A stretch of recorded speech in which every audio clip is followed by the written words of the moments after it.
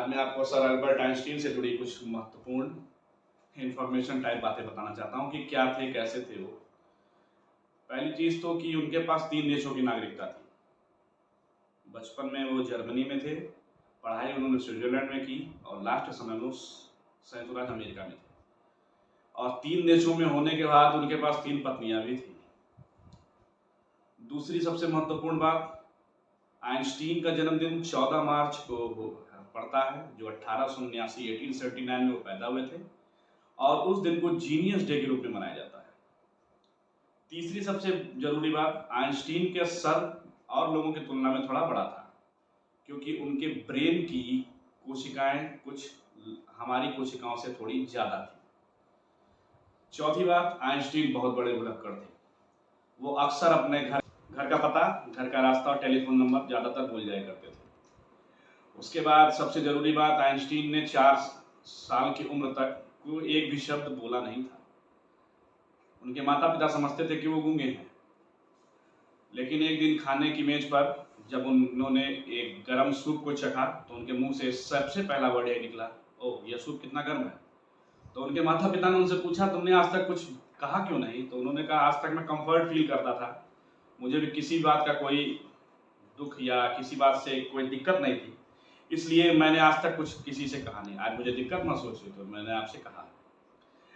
अगली महत्वपूर्ण छठी बात, आइंस्टीन गणित और विज्ञान के अतिरिक्त सारे विषयों में अपने स्कूल में फेल हो जाया करते थे। आइंस्टीन को उनके दोस्त लेजी डॉग कहकर पुकारा करते थे, क्योंकि वो ज्यादातर विषयों में आलस दिखाया करते थे, कमजोर थे गणित और विज्ञान को छोड़कर।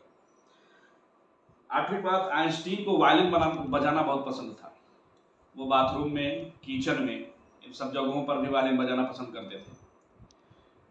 9वीं बात, आइंस्टीन ने कहा था कि अगर आपको एक अच्छा अनुसंधान करना है, अगर आपको एक अच्छी रिसर्च करनी है, तो उसके लिए आपको कम से कम 10 घंटे दिन में जरूर सोना चाहिए।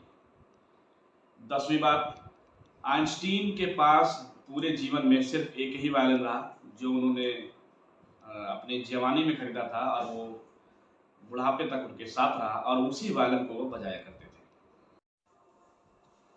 E बराबर mc² को आइंस्टीन की सबसे बड़ी खोज माना जाता है, जिसे द्रव्यमान ऊर्जा समीकरण भी कहते हैं। परंतु आपको पता होना चाहिए कि आइंस्टीन को नोबेल पुरस्कार E बराबर mc² की खोज के लिए नहीं दिया गया था। उनको जो नोबेल पुरस्कार मिला था वो उनके फोटो इलेक्ट्रिक इफेक्ट के सिद्धांतों की खोज के कारण मिला था, जिसकी वजह से आइंस्टीन इतने फेमस हुए। एक बार उनके विश्वविद्यालय के एक छात्र ने उनसे कहा कि सर, जो प्रश्न पिछली बार आपने दिए थे पेपर में, एग्जैक्ट वही प्रश्न इस बार भी हमारे पेपर में आए हैं। तो आइंस्टीन थोड़ा सा मुस्कुराए और उन्होंने मुस्कुराते हुए कहा, परंतु उन प्रश्नों के उत्तर इस बार बदल गए हैं। तो इस तरह थे आइंस्टीन, थोड़े भुलक्कड़, या कह सकते हैं बहुत भुलक्कड़, जिनका जीवन संपूर्ण रूप से फिजिक्स के प्रति समर्पित रहा। उन्होंने उनको एक बहुत बड़ा महान भौतिकविद कहा जाता है और भौतिकी के नए नए नियमों के सत्यापन के लिए हम आज भी सर अल्बर्ट आइंस्टीन को याद।